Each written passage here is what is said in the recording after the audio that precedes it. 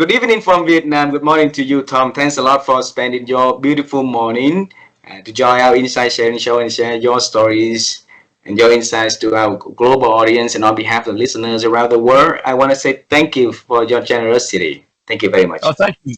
Thank you so much for having me. Tom, um, in our culture, in Asian culture, it's very honor if we can have you to share a little bit about yourself, the works you do for our audience. Would you please start by sharing a little bit of yourself first? Yes, thank you. I grew up in Durham, North Carolina, in a small 800 square foot rented house on a dirt street that was eventually paved. I grew up in a fairly poor family. Nobody had ever been to college on either side of my family. And when I was in high school, my mother said, "There's no money for college, so figure out what kind of job you want to do for your life." But then I was offered a scholarship to the University of North Carolina, Chapel Hill, paying for absolutely everything: tuition, room, food, books, spending money. It was an amazing opportunity, called a Moorhead Scholarship, now called a Moorhead Cane, modeled on the Rhodes Scholarship at Oxford University. And so I went to the University of North Carolina, Chapel Hill, fell in love with philosophy and religious studies, went to Yale University on a fellowship there, all expenses paid for me to do two PhDs at Yale. So I was very blessed as a young man to be given that educational opportunity. I got PhDs in philosophy and religious studies, went to the University of Notre Dame to teach philosophy. And after 15 years of a wonderful career, I felt a need to bring philosophy to where people are in their lives. Not everybody can go to a great university. I almost was not able to go to a great university. I thought, why don't I, as a philosopher, bring philosophy to wherever people are? So I resigned my position as a full professor at a great university and set out as an independent philosopher, which is just unknown in our country and in most other countries as well. I've done that now for 30 years, independent philosophy. I've written over 30 books. I've given over 1,200 public presentations to rooms of sometimes up to 10,000 people in a room listening to philosophy. I've had a very unusual experience as a philosopher. And so I'm happy to bring that experience and the wisdom I've gathered as a public philosopher to be in service to you and to your audience as we think about things that matter. Beautiful, beautiful. Thanks a lot for sharing that, Tom. I have the first question is, by the time that you got the full scholarship to the university at Chapel Hill, right? So you Yeah. can decide any major, but why philosophy? Well, my parents wanted me to major in business, and then they wanted me to go to law school so that I could have a career in the corporate world and maybe rise someday to an executive level, so I would have job security. But my father taught me life is supposed to be a series of adventures. The ones you've been on already are preparing you for the next adventure, sometimes in ways you can't even imagine. And I came to believe, looking at his career of doing very different things, one thing after another, just following his sense of what he loved, where he thought he could make a difference.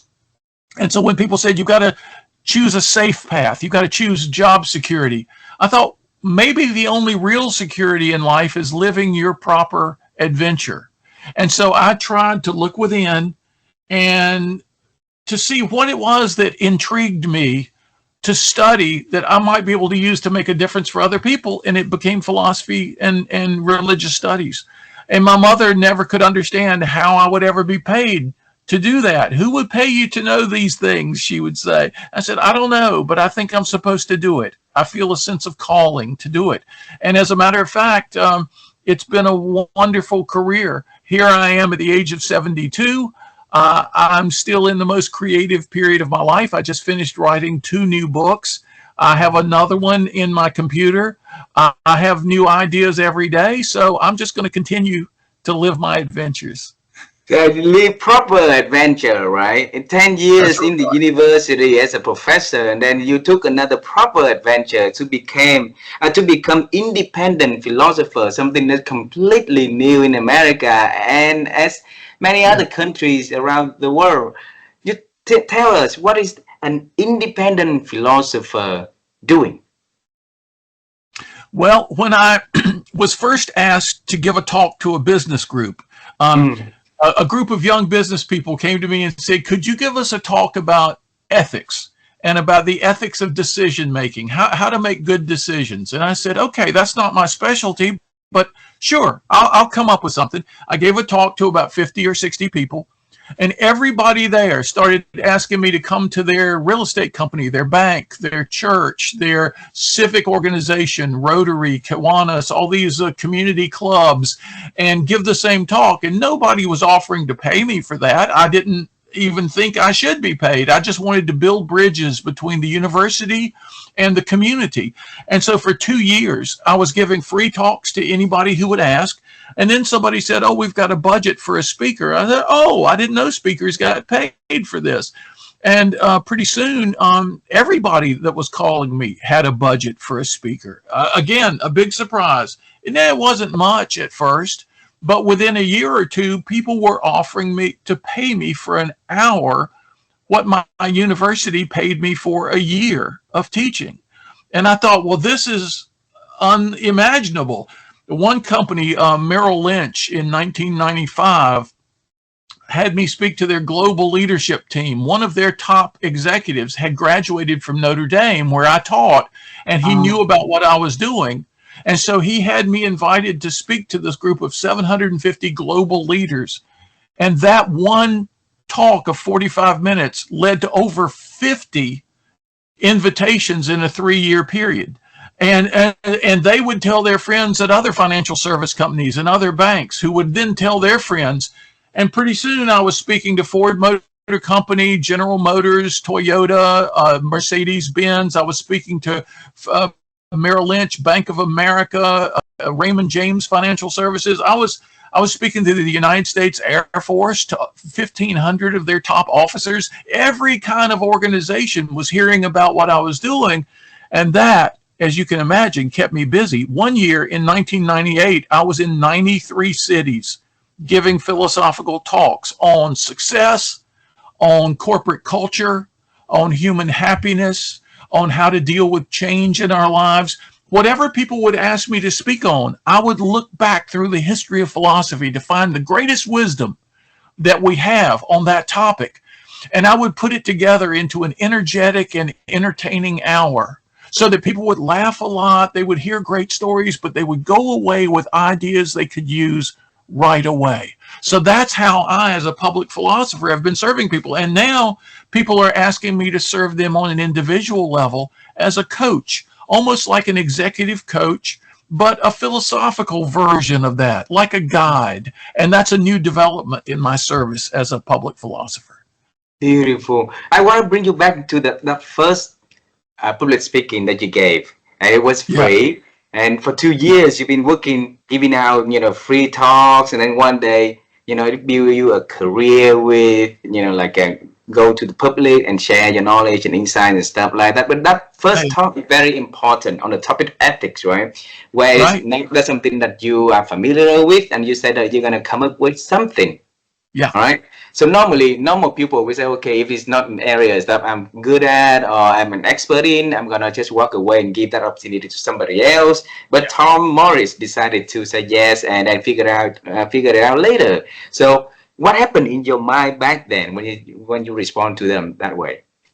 Well, I thought to myself, okay, these are young business people who have been picked out as the future leaders of their businesses in the community.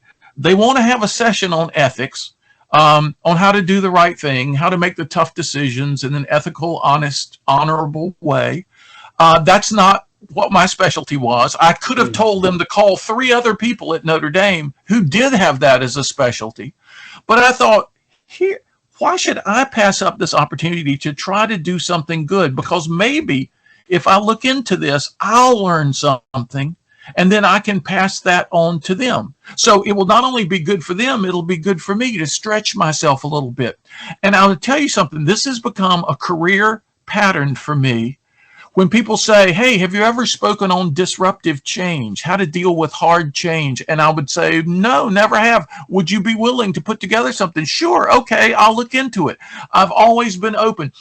a car dealer. It was an Oldsmobile dealer for General Motors. He called me and said, we have motivational speakers at our big meeting every year. They talk about success. They say, set goals, aim high, believe in yourself. He said, there's got to be more to it than that. Did the great philosophers ever talk about success? I said, I don't know. That's not the kind of thing I studied. Do you want me to look into it? He said, yeah, look into it.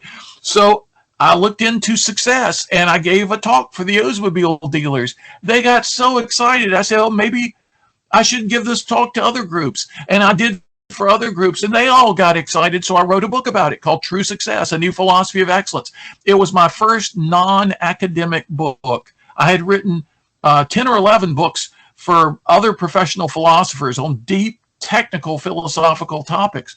But I thought these people are getting so excited about ethical success. So I blended ethics and success because the ancient philosophers did. They thought the only kind of success that is sustainable has to be rooted in good behavior, in ethical, honest, reliable, dependable behavior. So I wrote a book, True Success, and it became very popular.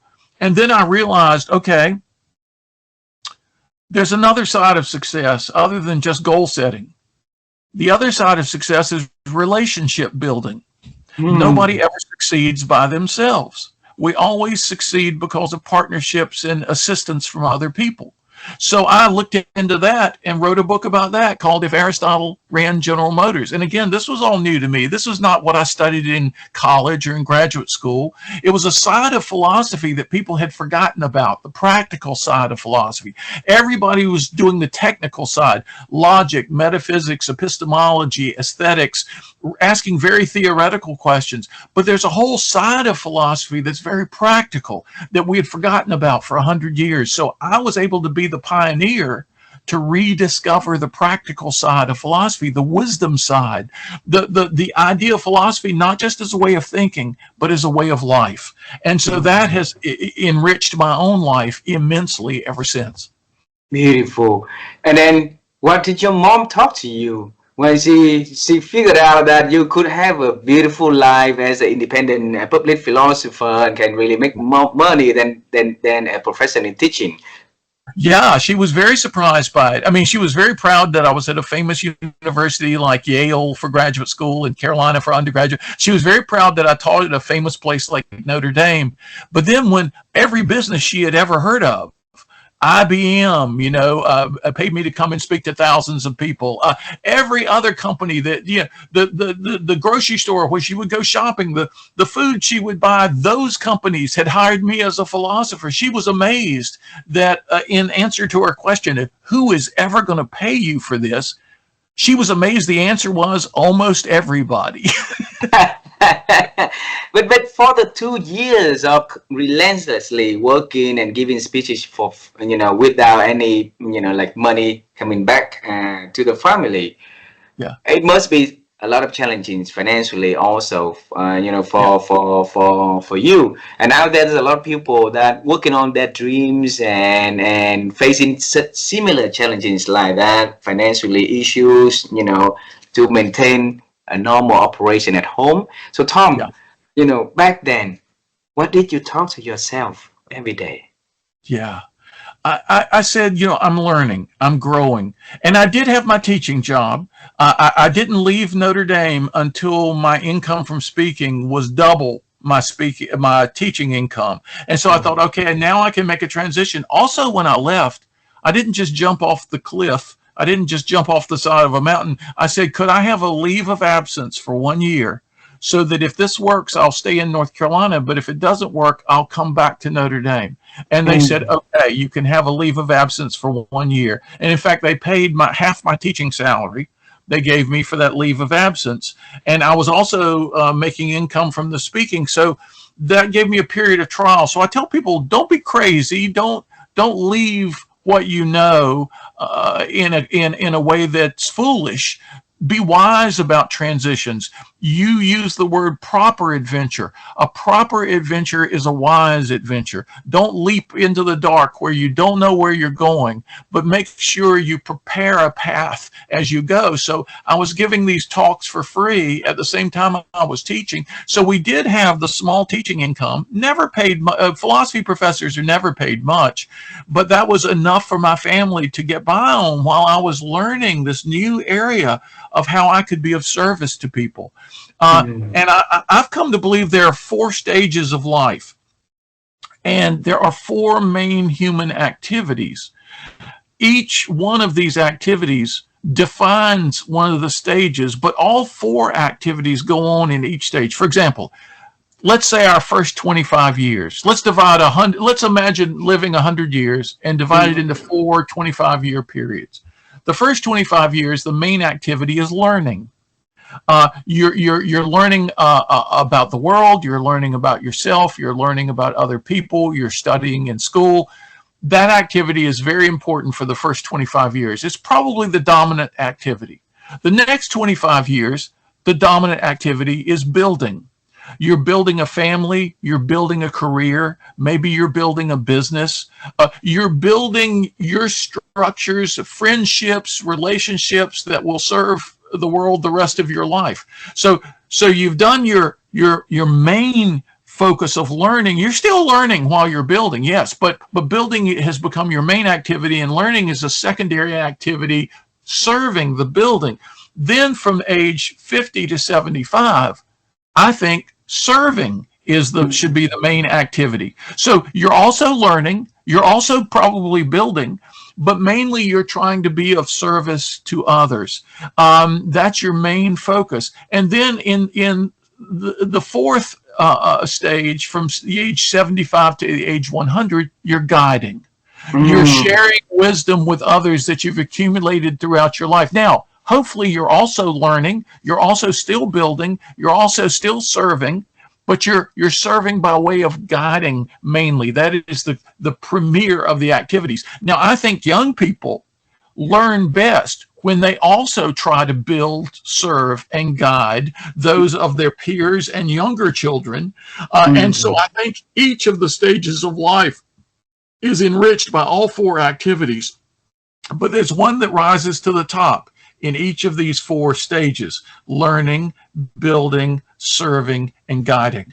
And that's how I've come to see my life. I'm 72 years old now, so I am still in the serving stage. Now, I'm always learning. I'm building in the sense of creating new books, creating new ways of being of service to people, whether through executive coaching or through using virtual tools like we are today. I'm always building new things, but I'm mainly doing so to be of service. Now, I try to guide people now. I've always tried to be a guide to people who are not as far along the path as I am, but I can imagine that in a few years and for the rest of my life, guidance may be the main thing I do. I won't be building as much. Hopefully I'm still learning. I will be doing some building and still will be doing some serving in other ways, but guidance will be the premier thing. So that map of four stages is represented in different ways by different religious traditions, by different wisdom traditions in different parts of the world. And if I can help people to understand that, they will understand that they don't always have to be doing the same thing in the same way. But at different stages of our lives, we have different emphases, and those will change. And when we adapt to that change, we can feel fulfillment and happiness in our role in the world and in our communities. Beautiful, beautiful. And you say that you hope that you will continue to learning, to building, to serving, but the premier get into the next stage in guidance, guiding, right? But I'm Yeah. sure you will always be a learner, a service of Yeah. others, a Yeah. builder, Tom. Okay. Yeah. Yes, and you spoke a lot about the wisdom, about the stages of life, and it fit really well into the purpose of our conversation today. Is about aging, it's about wisdom, because my wife and I, we saw a lot of people around us, and really having issue, with growing up, with aging, and maintaining their ability to absorbing wisdom and sharing wisdom in their lives, right? So, to you, I want to pick your answer on the question. To you, what is wisdom over time, though? Yeah, yeah. It's interesting. Wisdom often comes with age, but age does not guarantee wisdom. We see old people around us all the time acting as foolishly as they did when they were children, uh, acting with anger and petulance and selfishness. And so age is no guarantee of wisdom, but it provides the possibility of wisdom because it provides rich experience that wisdom can be drawn from. It provides the seeds of wisdom if we are fertile soil for growing those seeds. So, so that I see wisdom is about two things about wisdom. We often think of wisdom in a propositional way. It's propositions, it's sentences, it's aphorisms, epigrams, clever sayings about life. Sometimes these little sayings they capture an aspect of wisdom, but they are never wisdom itself. Wisdom is embodied insight. It's lived insight. It's not just what we think. It's not just what we say. It's how we are, how we act, how we live in the world. So it's always embodied insight. We live it out. Well, you can't ever imagine the truth of the statement, oh, he's a wise man, but he lives like a fool. No, no, if he lives like a fool, he's not a wise man. He may know many wise sayings, but unless he lives those things, he's not wise himself. So I've come to see wisdom as embodied insight for living, and I've also come to see wisdom as involving two things. It involves guidance and guardrails. Now, let me explain this. A young man from Madrid, Spain, came to visit with me a few years ago, and he asked me the question, what is wisdom? And the first answer I gave him was, it's embodied insight for living. And then all of a sudden I had an idea I'd never had before. I said, wisdom is guidance and guardrails. And he said, what are guardrails? Because he's a Spanish speaker. He's not a native English speaker. I said, well, if you're driving up in the mountains and you're on a small road and it's very curvy, there will be a metal railing on the side of the road to keep your car from falling off. He said, oh, guardrails. Okay. I said, wisdom is guidance to lead us forward to where we need to go, but it's also guardrails to keep us from falling off the edge on our way, from having a terrible accident, from getting off the path. It leads us forward like a beacon, like a signal, like a light on a hill. It leads us forward, but it also gives us protection. And in the last 50 years, most of the wisdom literature in our culture here in America has been about guidance, but very little has been about guardrails. People have been saying, do this, do this, do this, do this, and they haven't been saying enough. Be sure not to do that. Be sure not to do that. Stay away from that. Don't fall into this problem. And the wisest people have given us both the guidance, the positives, and the guardrails, the cautionary words as well. That is the whole of wisdom, I think. So why over the past 50 years, not a lot of people talks about the guardrails in terms of wisdom? Yeah, people are so enthusiastic about success, which they too often define as just making a lot of money, having a lot of power, enjoying a lot of status, maybe getting famous. They just want to know, what should I do? What should I do? Okay, do this, do this, do this, do this. But nobody is issuing warnings. Be careful not to do that. Be careful to stay away from this. And so we see a lot of people whose very success turns into disaster, catastrophe. They become famous, they become rich, and then they become drug addicted, or they spend all their money and all of a sudden they're broken in debt for millions of dollars. They have a problem they didn't have before their great success. So we need the cautionary wisdom as well as the positive guidance. We need those guardrails. We need those warnings that the wise people have always understood where the trouble is in life, where the dangers are. We need to listen to that as well. And sometimes, this is interesting to me, sometimes we get those warnings in great literature, in epic poems, in novels, in plays, in short stories. I've found, for example, Mary Shelley, who was a young novelist in England in the 1800s. When she was a teenager, she was probably 16 to 18 years old. She wrote a book called Frankenstein, a very famous novel about a very smart man named Victor Frankenstein, who set it as his goal. He wanted to learn enough science so he could create a thinking, feeling being out of just basic parts. He could create something like a human being, and he would be praised forever. He would be famous forever. And in fact, the being would look at him as a god.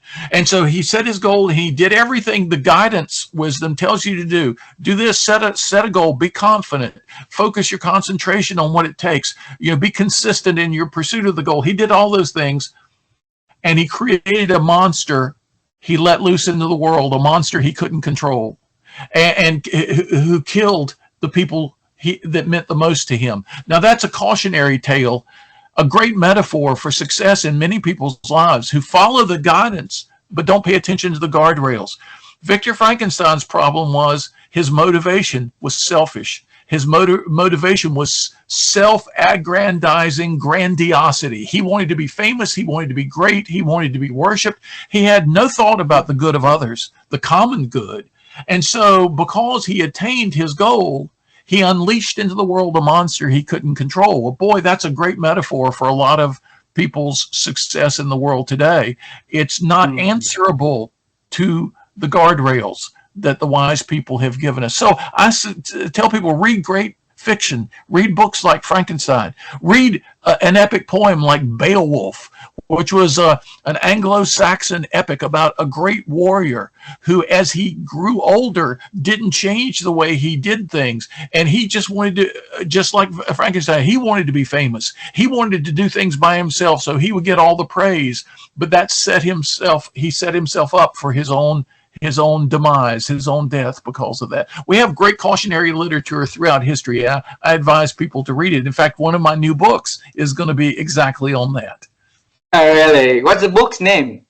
It's called The Frankenstein Factor, and it's subtitled Monster Success and Massive Failure.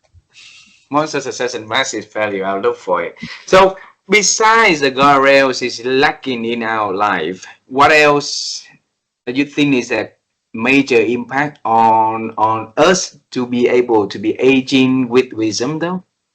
Yeah, we need to recover and rediscover the importance of talking to older people and listening. Young people nowadays think they need to listen to each other, and that's important, but it's just as important to listen to people who are older and who are younger. When people in their 20s and 30s are not around children and they're not around older people, they only have a very small view of what life is about. Being with children can keep wonder and curiosity and awe alive in their lives, because children are amazed by everything. They're curious about everything. And a lot of people in their 20s and 30s and 40s, they lose that curiosity. But if they could be around more children, they would be reminded of the importance of curiosity in life. And then they're not around older people, or when they are, they just don't listen. They don't pay attention. Oh, you lived in another time. It's modern times now. I don't need to listen to that. But if they could listen to the wisdom of their elders, they would get their bearings much better, and they would be given great guidance and great guardrails, because the older people who have become wiser have seen the things that they have not yet experienced and can give them great advice about what may be ahead on the road. Plato actually said, we need to consult the wisdom of people who have been down this road of life before us, who have seen the opportunities and the obstacles that may lie ahead. And they have learned sometimes the hard way about how to deal with these things properly. We can avoid all the pain and suffering, or much of it, that they had to go through if we will just listen and learn. Wow. So how could we help to build that intergenerations, like reservoirs for the children to talk to the parents, to talk to the elderly Yeah, yeah. for exchanging the wisdom? I saw some of my students at Notre Dame experience this. First of all, they were around older professors, and they listened to their professors, and their professors at Notre Dame, it was a religious institution as well as an educational institution founded by the Catholic, an element of the Catholic Church. And so many of the professors wanted to pass on wisdom as well as whatever they were teaching, whether it was mathematics or sciences or whatever. They would weave wisdom into their lectures as well. So the young people were exposed to the wisdom of their elders, and also a high percentage of the student body at Notre Dame did volunteer work in the community. And often it had to do with children, big brothers and big sisters, or the Boys and Girls Club, or they would be around younger people, people who were 5 years younger, 10 years younger, sometimes 15 years younger. And so they would be getting the sense of playfulness and childhood wonder and childhood curiosity. They would be hearing from their elders. So sometimes that happens for young people in a university environment where they go beyond the lessons of the class and go see their professors and ask them personal questions about their own lives. And when they do volunteer work and expose themselves to younger people, because even at the age of 18, they could forget what it was like to be 5 or 6 years old. They need to be reminded of that. So I encourage people to get involved in multi-generational activities. It will enrich your life tremendously, so that when your peers turn to you, you will have more to say than just what you've learned by yourself at your age. You will be communicating the broad spectrum of human experience. Beautiful, beautiful. I have another person asking me here this question for you. So, what advice would you give to young individuals to seeking to cultivate wisdom throughout their lives? What should they do? Yes. Yeah. I would say interview some older people. Do it as a project for school if they'd like. Say, I'd like to interview some older people. Start with family members, maybe some neighbors, maybe some people you know in another connection, maybe a teacher or two. But ask them, what's the greatest wisdom you've learned in your life? And they may be surprised at what they hear. But if they develop a habit of asking good questions, then they will learn some great wisdom. Now, even with AI, the development of artificial intelligence, we have begun to learn just in the past year the importance of what AI researchers call prompt engineering or prompt design. If you want to get good answers from ChatGPT or Bard or any of the other large language model generative AI services, you have to learn to ask good questions. If you ask poor questions, you ask bad questions, you'll get bad answers. But if you learn how to ask questions in a better way, you will get much better answers. Well, in Western philosophy, Socrates started our enterprise, our version of philosophy, by learning to ask great questions. So if young people approach adults and ask questions, and they can learn to ask better and better questions, but questioning is a skilled behavior. It's like baseball or basketball or tennis or golf or any other skilled behavior. You're not going to be great at it when you first start, but you have to start to get better at it. It's a skilled behavior. And so I encourage young people, when they're around an older person, ask questions. I'm around younger people all the time who never ask any questions about my life, about what I've learned, about my experiences. I think, wow, I wish I had asked older people more questions when I was young. I wish I had asked my parents more questions about what they had learned in life. If we can convey that to people in their teens, in their 20s, in their 30s right now, if they can begin to do that, just like with Chat GPT, they can get better at asking questions, and they will get better and deeper and more useful answers.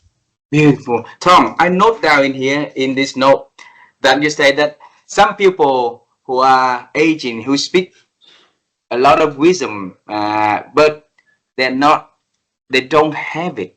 You know, they Yeah, just know the wisdom words and say about it, but they don't have it. And there's a yeah, lot of people like that in this world nowadays. They make a lot of noises. They make people confused about whether or not what they do, what they say is right, is real or so. yeah, And for young generation, because like you say earlier, they don't they yet get into that stage of like knowledge of knowing, so it's hard for them to validate.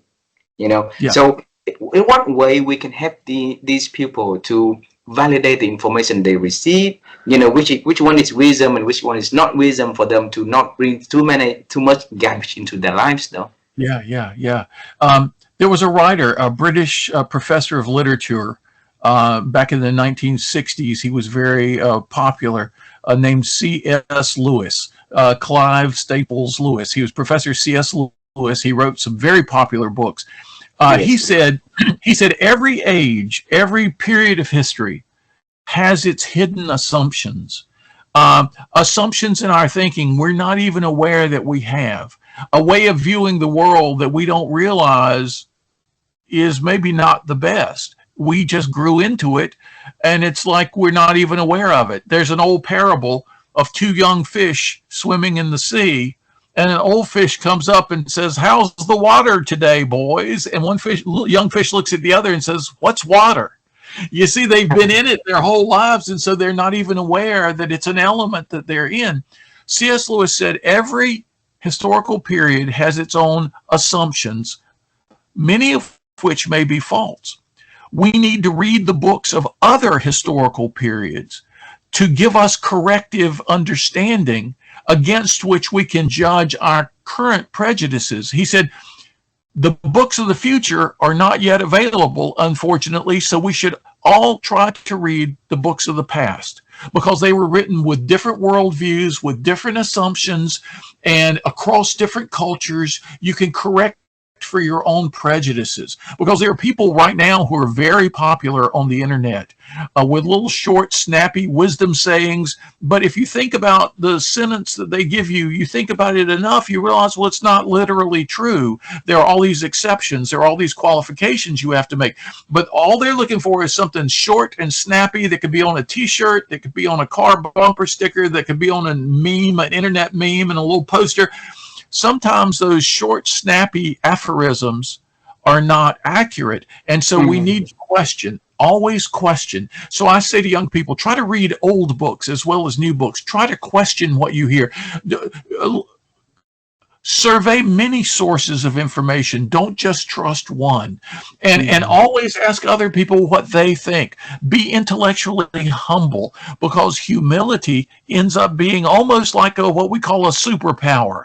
If you are humble about your own viewpoints, your own opinions, you realize that you could be wrong about various things, then you're open to learning. You're open to growing. You're open to real wisdom. And then as you grow in wisdom, you will understand the difference between what is really certain, what is really solid and sure, and the things that you still might need to question in your life. Socrates said, examine yourself. His student Plato said, examine your situation, because things are not often what they seem. Most people live on surface appearances, but the wise learn to question appearances to see how things really are. Beautiful. So I have a few last questions for you, Tom.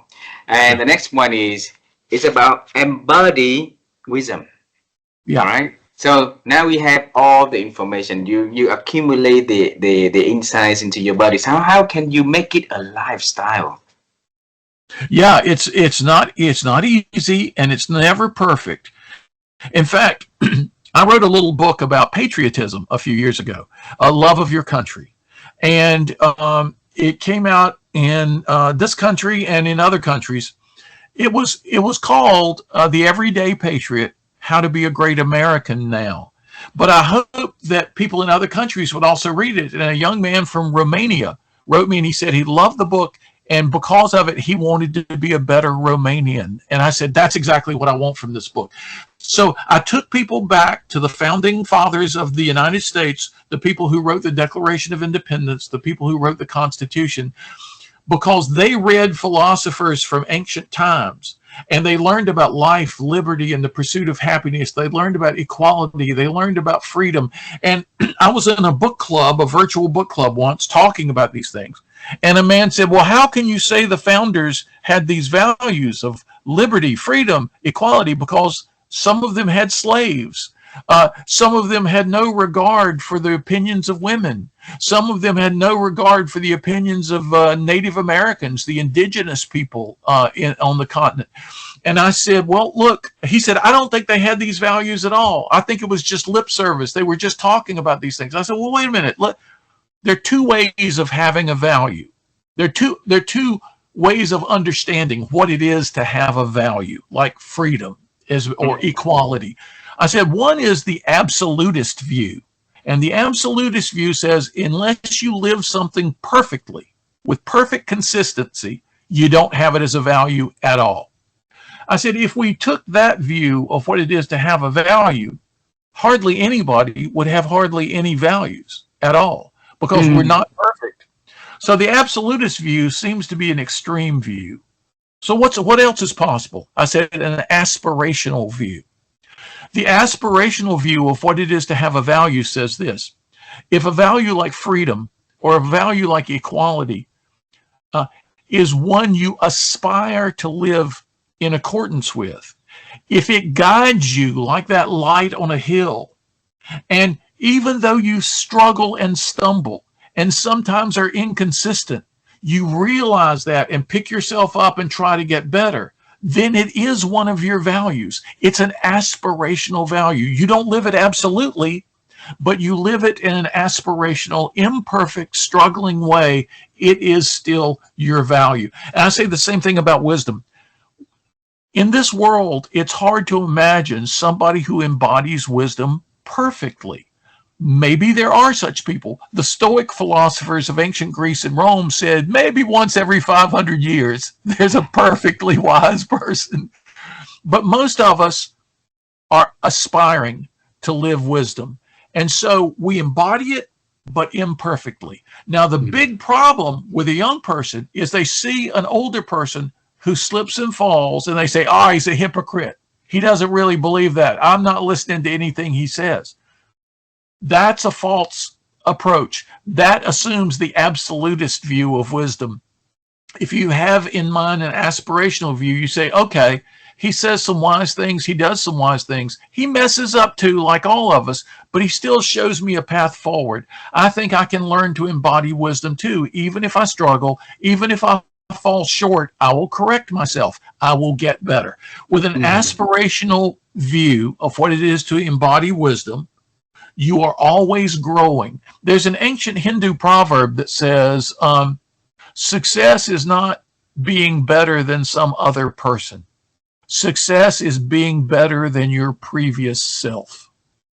So growth, wisdom is all about growth in a certain direction. If we understand that, then we will not refuse to listen to people who make mistakes. We will acknowledge that we could make the same mistakes if we're not careful, and we'll watch the good things they do and try to emulate those things. Beautiful. So our audience would like to know your practical way of embody wisdom in your life, Tom. So, give us some example or something that you've been doing to help you to continue expanding the wisdom and continue to share it with others. Oh, yeah. I read great literature of the past all the time. For example, during the pandemic, I reread the Iliad and the Odyssey by the ancient Greek author Homer. I reread the Odyssey in three translations. I reread it 4 times in 1 year. I reread the Iliad twice in one year, and for the first time, I came to understand both books. I had read them in previous years, once or twice, but it was only repeated reading. C.S. Lewis, that I quoted earlier, said, if a book is not worth reading twice, it was not worth reading once. Wow. The best books have such a depth that we can never exhaustively understand by one reading. There's a British writer named Somerset Maugham. He wrote a book called The Razor's Edge. He wrote many novels. A few years ago, I read 5 of his novels in one year. I went back to The Razor's Edge and reread it last week because it's a story about a 20-year-old young man who has a bunch of friends, and all they want to do is get rich. All they want to do is get socially prominent, and he decides he's not going to follow along with his friends and chase money and chase status. He's going to pursue wisdom instead, and they think he's crazy. They think he's odd. They think he's unusual. But they all experience great problems in their lives, and he experiences continual learning in wisdom. I went back to reread that book because I realized if a book is good, I shouldn't just read it once. I should read it twice or 3 times or 4 times. The most ancient human epic story, Gilgamesh, is about a leader set in 2,700 years BCE. It's about a bad leader who becomes a good leader. I have read that probably 12 or 15 times, cover to cover. Beowulf, I mentioned earlier, I've probably read 10 or 12 times. The best books are worth reading more than once. That is a practice in my own life that has changed everything for me. We always run to the new book, the new bestseller. I want to read it. I want to read another one. I want to read another one. Go read the good books and read them over and over and over. It's like having many conversations with a wise person. If a person is really wise, don't just talk to him once. Talk to him as many times as you can. A book is like the crystallized wisdom of a wise person. Go back to it over and over and over again. There will always be fresh water in that well. But if we go to a polluted well, the water will always be dangerous. To a good well, a clean well, a pure well, the water will always be refreshing. Go back to that well. Beautiful. So last question, Tom, is now you in the in the 3rd stage of your life, moving forward into the 4th stage with guidance, right? So you're in the intersection between those 2 stages. If you have a chance to meet the Tom at the 1st stage, and say one thing to that version of Tom about the future, what would you tell yourself?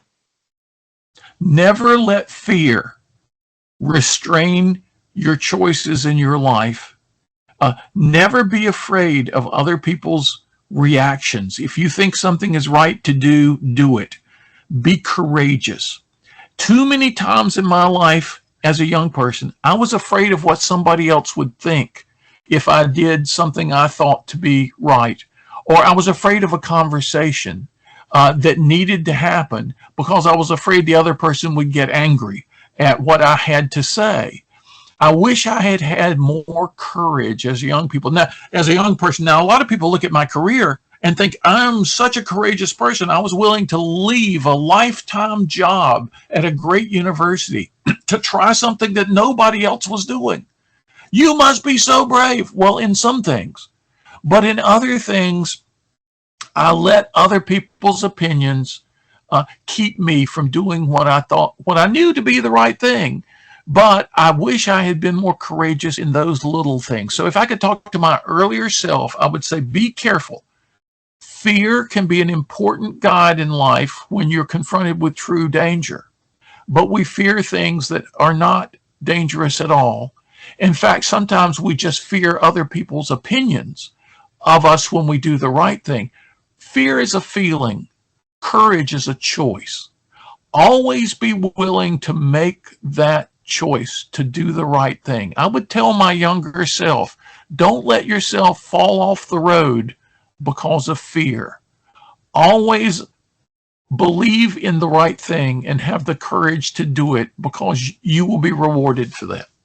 Beautiful. Thank you so much. And like you say earlier, you read the book, it's a good book, read it over and over. If you meet a great person in life, right, have more conversation with that person over and over. I would love to have more conversation with you, Tom, regarding to fear, regarding to choices. Those are the things that we can help to spread the goodness, to help the people go to the next level of wisdom and make better choice in their lives. So Yeah, tonight, yeah, yeah, yeah. you and I have had wonderful conversations. And if any of your viewers wants to see this book, a book I just put out again after 25 years, I did a new edition, the silver anniversary of The Art of Achievement. I hold up this book because many people have told me they have read the book many, many times. One person says he's got sticky notes attached to the pages all through of things he wants to remind himself of. The Art of Achievement in this colorful version, the new silver anniversary edition. If people want to read that, I would encourage them, don't read it just once. Go back to it again, because it resulted from me doing that with the books of the past, going back over and over and over. Oh, beautiful, beautiful. I will definitely looking for the book for ourselves and then for the friends that I have. Okay, Tom? Yeah, And I look forward to have more conversation with you in the future. Meanwhile, I need to let you go for your next meeting. So thanks a lot for spending the beautiful time with us in the morning and sharing so many good things. I wish all the best to you and your family, and I look forward to seeing you in Carolina one day in person. It will give thank you a you. big hug. Thank you so much. And now I know if I give you two thumbs up, then I have some fireworks Fireworks. behind me on my screen. Bye bye, my friend. Thank you so much. It was Thank wonderful to you. be with you again. It is to me too. Thank you very much. Bye bye.